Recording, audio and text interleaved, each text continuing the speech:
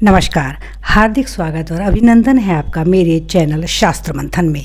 आइए आज जानते हैं संस्कृत साहित्य के एक विशिष्ट स्तोत्र मुकुंदमाला स्तोत्र के बारे में।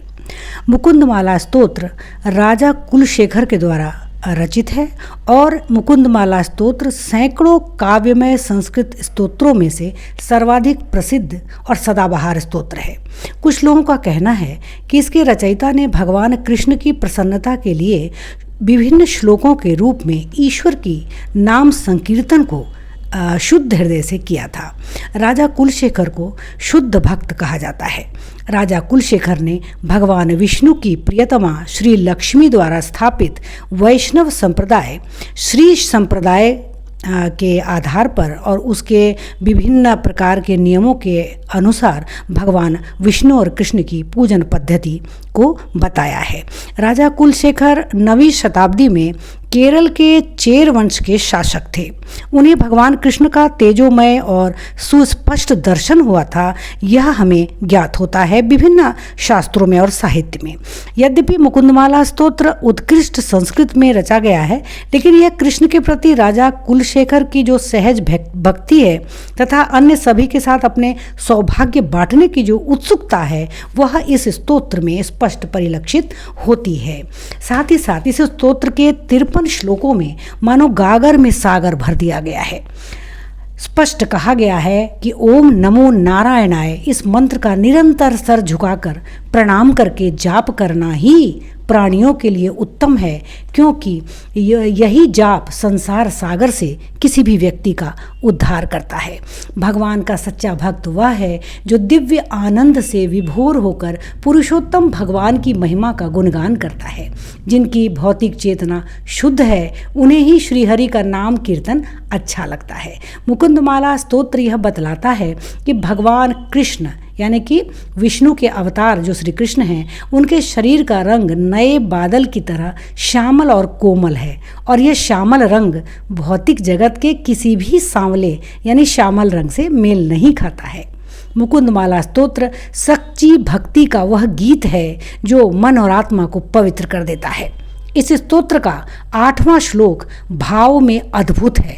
राजा कुलशेखर कहते हैं कि जीवन रूपी मरुस्थल में भगवान हरि एक झील की तरह हैं।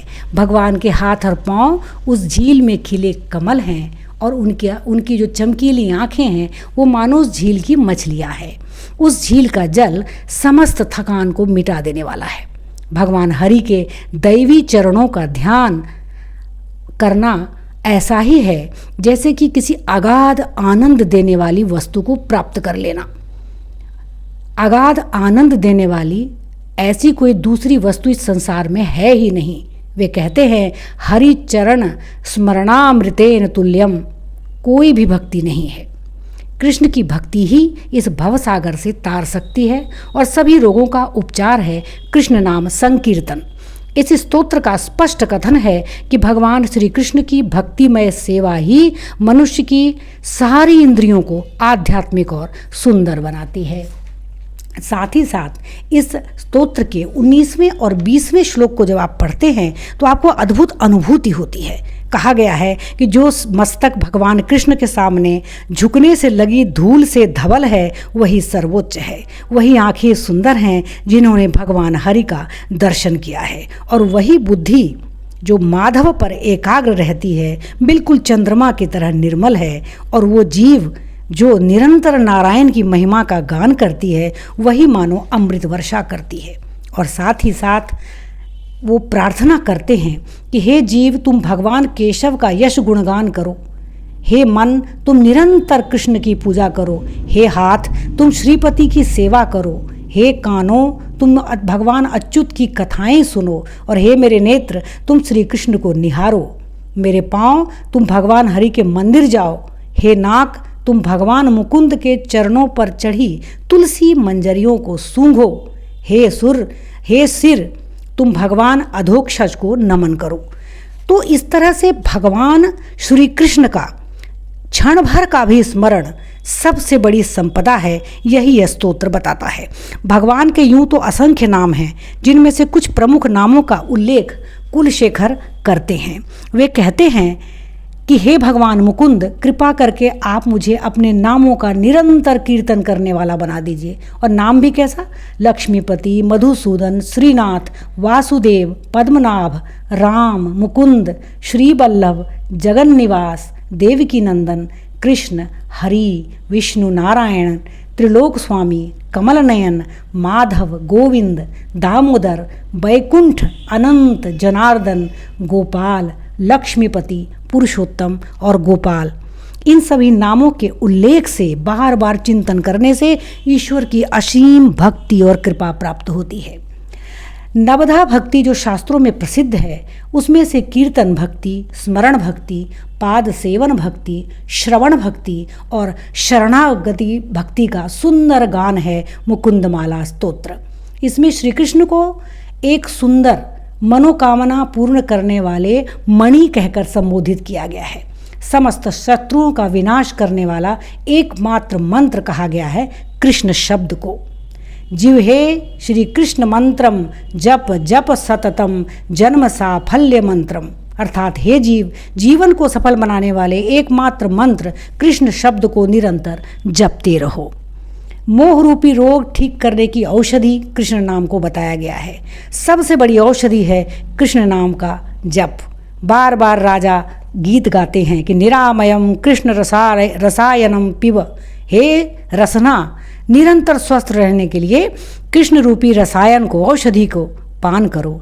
कृष्ण से ही यह समस्त जगत अस्तित्व में आया है और संपूर्ण ब्रह्मांड कृष्ण के भीतर स्थित है। इसलिए हे कृष्ण, आप मेरे साथ साथ संपूर्ण प्राणियों की भी रक्षा करें। तो इस तरह से राजा कुलशेखर द्वारा की गई सारी स्तुतियाँ पूर्ण पुरुषोत्तम भगवान नारायण हरि को समर्पित है। यह स्तोत्र ईश्वर की महिमा का वस्तुतः सच्चा गान है। कृष्णे तिष्ठति विश्व में तद अखिलम, हे कृष्ण रक्षस्व माम, ये कह के बार बार राजा कुलशेखर ने श्री कृष्ण की स्तुति की है। इस स्तोत्र का निचोड़ है असीम तथा अव्यय श्री कृष्ण विष्णु हरि उन्हीं लोगों को निर्भीकता प्रदान करते हैं जो अपनी बुद्धि उन पर स्थित कर उनका निरंतर ध्यान करते हैं। भगवान मुकुंद की भक्ति ही सर्वोच्च आनंद है। और अंत में स्पष्ट है कि इस सुंदर स्तोत्र का पाठ संपूर्ण सुख शांति प्रदान करने वाला है और भक्त श्री मुकुंद यानी विष्णु के धाम को जाते हैं जो इसका निरंतर पाठ करता है। अतः प्राण की पूर्णता भगवान की पूजा करने में और वाणी की पूर्णता उनके यशगान में ही मानी जाती है। तो राजा कुलशेखर द्वारा रचित यह स्तोत्र अपने आप में अद्भुत है, जिसमें जहाँ एक ओर भगवान श्री हरि विष्णु के कृष्णावतार का यशोगान है, वहीं दूसरी ओर मानव के जीवन में ईश्वर का, आध्यात्मिकता का क्या स्थान है, यह भी स्पष्ट रूप से परिलक्षित होता है। राजा कुलशेखर द्वारा रचित यह स्तोत्र वस्तुतः भगवान श्री कृष्ण की महिमा का सच्चे हृदय से गान है। ये एक ऐसा आध्यात्मिक गीत है जिसको पढ़ने से, सुनने से और चिंतन करने से भगवान मुकुंद की अनिर्वचनीय भक्ति प्राप्त होती है, अद्भुत आनंद प्राप्त होता है। इस आनंद को जब हम अपने भीतर उतारते हैं तब हम देखते हैं कि भगवान श्री हरि का उज्ज्वल स्वरूप, भगवान श्री कृष्ण का परिष्कृत रूप हमारे सामने दृष्टिगोचर होता है। तो संस्कृत साहित्य के इतिहास के सर्वोच्च स्तोत्रों में से एक मुकुंदमाला स्तोत्र के पाठ से हम आध्यात्मिक ऊर्जा से नहा उठते हैं। तो आइए इस स्तोत्र का एक बार अपने जीवन में कम से कम पाठ जरूर करें और अपने जीवन में सुख, शांति और ऐश्वर्य की प्राप्ति का मार्ग जो है स्वयं उद्घाटित करें। प्राण की पूर्णता को प्रारंभ करें और उस प्राण की पूर्णता को, वाणी की शुद्धता को प्राप्त करें और हृदय से नाम जप करें। ओम नमो नारायणाय, ओम मुकुंदाय नमो नमः, श्री कृष्णाय नमो नमः, जय श्री हरि।